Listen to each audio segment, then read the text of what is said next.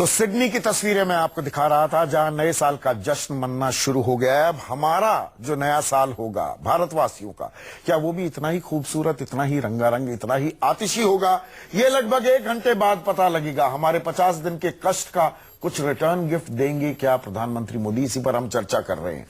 वैसे प्रधानमंत्री मोदी ने कुछ दिनों में आपका मोबाइल आपका बैंक हो जाएगा, ये बात भी की है। कैशलेस की तरफ यह सबसे बड़ा कदम होगा। इसके लिए बाकायदा प्रधानमंत्री ने भीम ऐप भी लॉन्च किया।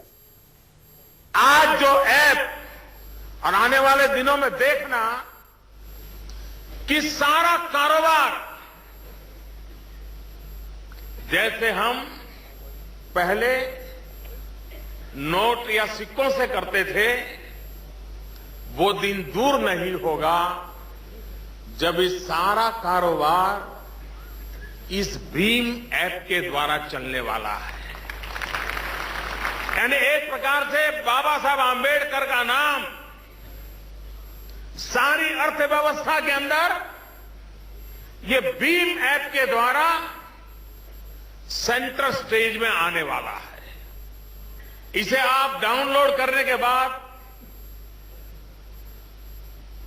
स्मार्टफोन हो, 1000-1200 वाला मामूली फीचर फोन हो, इससे इसका उपयोग कर सकते हैं आप। इंटरनेट होना ही चाहिए, जरूरी नहीं है। तो अब सरकार नोटबंदी का सबसे बड़ा फायदा, काले धन से हटकर ये गोल पोस्ट शिफ्टिंग की जो बात होती है, कैशलेस सोसाइटी बन जाएगी।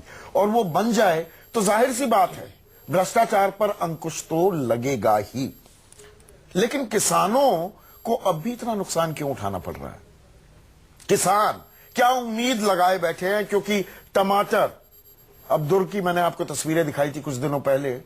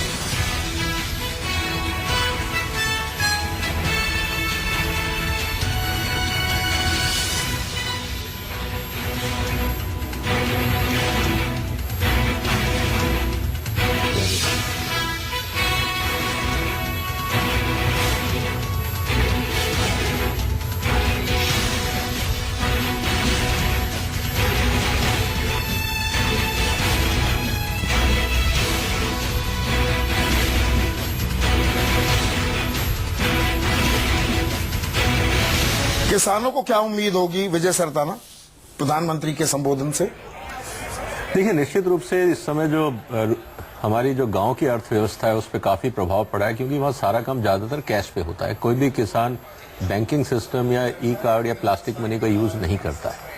और आज हालत ये है कि बहुत सारे बैंकों में, अगर हम खुद भी कहें कि पूरे देश में बैंक अगर 1.25 लाख हैं और करीब 1 लाख करीब पोस्ट ऑफिस की ब्रांचेज हैं और 7 लाख गांव हैं, तो करीब 5 लाख गांव ऐसे होंगे जहां पे बैंकिंग या पोस्ट ऑफिस की सुविधा नहीं है।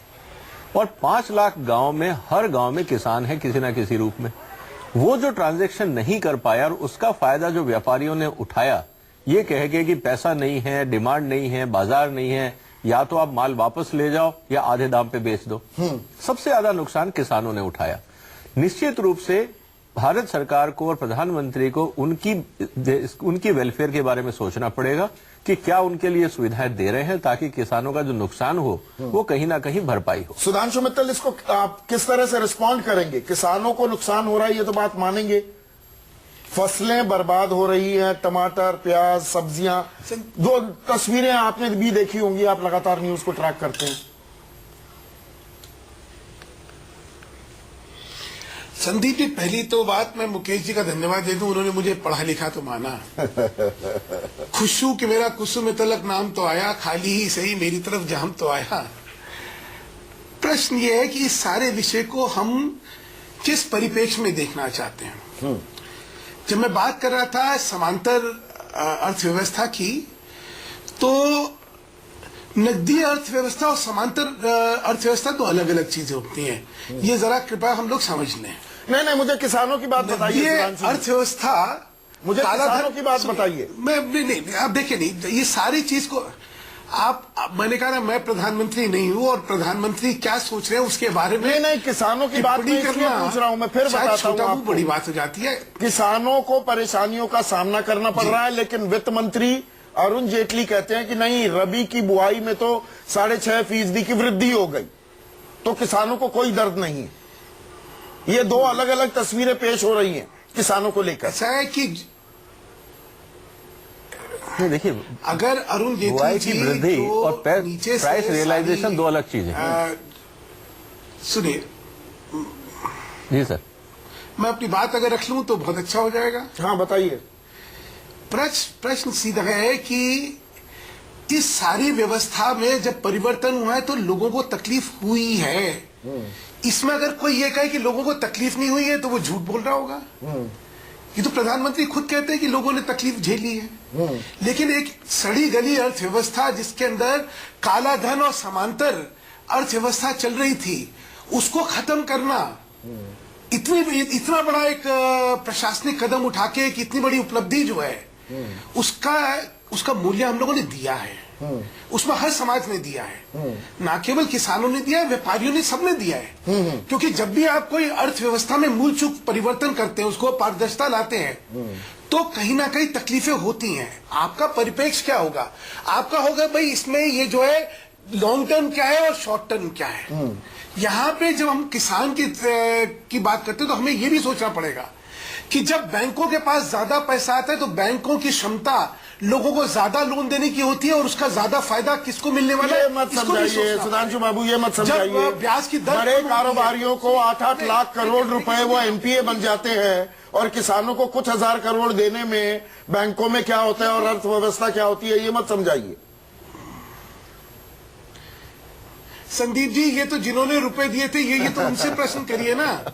ये जो बड़े बड़े एनपीए थे, इनके रुपए किसने दिए? मुकेश नायक, क्विक रिस्पॉन्स, मुझे ब्रेक लेना है। मुकेश नायक, अभी ये भी कमाल है कि खुद के सुनिए ना, खुद के गुनाह जो है किसी दूसरे के सर हमेशा मरने की कोशिश हो जाती है। मुकेश नायक, अरे भाई, रुपए तो तुमने दिए थे, जांच तो तुमने तुम्हारे जमाने में करी थी, और इल्जाम हम पे। लेकिन प्रश्न छोड़िए, हम छोटी बहस में नहीं आना चाहते। जी, इसमें अर्थव्यवस्था को लेकर बोलना चाहूंगा आप प्लीज। खुद हाँ, बोलिए, मुझे ब्रेक लेना है फिर। खत्म कर लूं मुकेश जी, मैं अपनी बात खत्म कर लूं। सुधांशु जी, अब उनको बोलने दीजिए जी। इतनी अच्छा, ठीक है।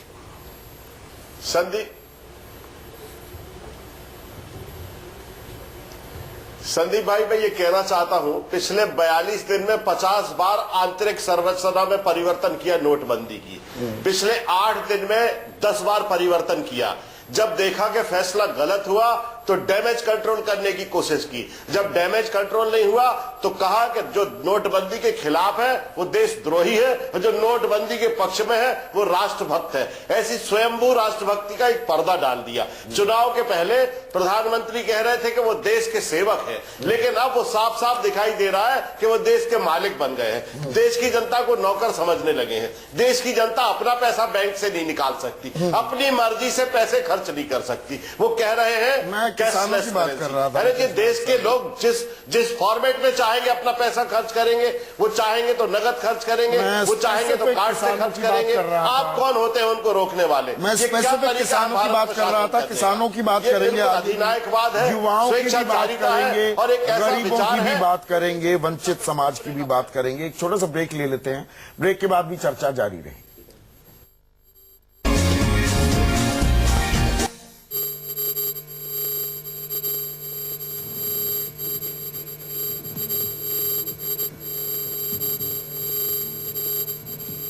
रियल एस्टेट सेक्टर अचानक मुश्किल में पड़ गया है।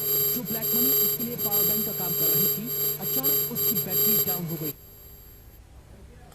नोटबंदी के 50 दिन बाद, आज अब से 40 मिनट बाद प्रधानमंत्री नरेंद्र मोदी राष्ट्र को संबोधित करने वाले हैं। रिटर्न गिफ्ट क्या मिलेगा कष्ट का, इस पर हम चर्चा कर रहे हैं। विपिन, मुझे ये बताइए, हम किसानों पर अभी फोकस करें तो किसानों को बड़ी दिक्कत हुई है।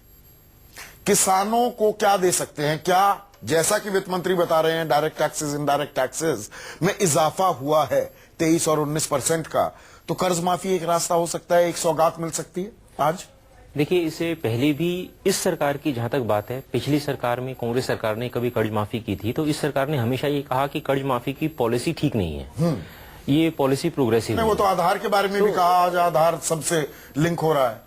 आज का जो मुझे लगता है, बाकी तो जब एड्रेस होगा तो पता चलेगा कि इस 50 दिन का कुछ रिपोर्ट कार्ड पेश होगा और अगले 3 महीने वो क्या करना चाहते हैं, किस तरह से एनफोर्समेंट को चलाना चाहते हैं, वो बात होगी। वो एक बड़ी बात ये और एक बड़ा सवाल ये आ रहा है कि रिटर्न गिफ्ट की हम बात कर रहे हैं, पहले तो सरकार को गिफ्ट क्या मिला, सरकार को 50 दिन में कितना पैसा सरकारी खजाने में मिला, उसका तो पर आकलन पहले तो होगा उसका अभी। आकलन होगा। हाँ। कि अभी 90% की बात आ रही है, तो कितना बाहर रह गया, वो पैसा सरकार को मिला, एक बात समझ में आएगी। दूसरा, सरकार कहेगी कि जो हमने सीज कर रखा है, जो भी कोऑपरेटिव का पैसा करेंसी चेस्ट में जमा नहीं करने दिया है, जो बाकी ब्लैक मनी को लेकर के धरपकड़ चल रही है, उससे कितना पैसा सरकार को लगता है कि आने जा रहा है। आईडीएस 2 अभी शुरू हुई है, अभी उसकी डिक्लेरेशन आना शुरू नहीं हुई है, लेकिन पैसा तो जमा हो गया है, उसी पैसे में से आईडीएस 2 में आना है, वो कितना पैसा आना है। अगर सरकार का 3 लाख करोड़ का अनुमान था, तो कम से कम 1.5-2 लाख करोड़ रुपया तो कम से कम सरकार के खाते में आना चाहिए कि फेस सेविंग तो बचे। 50 दिन का इतना बड़ा महायज्ञ हो गया, तो सरकार को गिफ्ट क्या मिला, तब रिटर्न गिफ्ट की बात बजट में शायद वित्त मंत्री के मतलब द्वारा आप होगी। कह रहे हैं बजट तक इंतजार करना पड़ मुझे सकता ऐसा है, कोई लगता है। बिग बैंग, कोई इस तरह की सौगात शायद अभी ना मिले। सुधांशु मित्तल इत्तेफाक नहीं रख रहे हैं। सुधांशु, आपके पास आऊंगा, आप समझते हैं थोड़ी मजबूरी, हमें कमर्शियल ब्रेक लेना होगा और ब्रेक के बाद भी खबरों का सिलसिला जारी रहेगा।